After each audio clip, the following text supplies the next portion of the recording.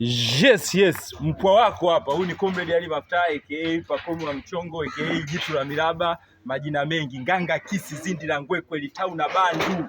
Mpwa wako hapa. Bwana, leo tunakuletea mabanda mazuri kabisa ya kufugia kuku. Tunasemaje?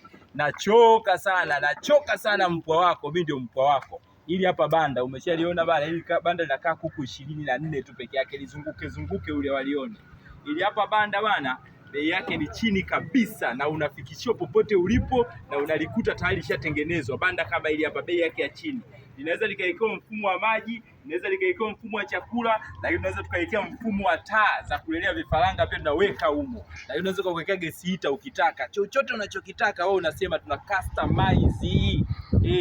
Nimesema mie mpwa wako, asema kwa mjomba hakuna ulisi. Kwa mjomba akizaa mtoto wa kike basi hiyo ni binamu, sio?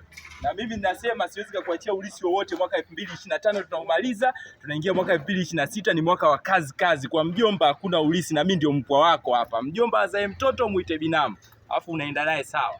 Huyu Comrade Ali Maftaa aka Pacome wa Mchongo aka jina mwingi aka Nganga, Kisi, Zindi la Ngwekwe, Litau na Bandu.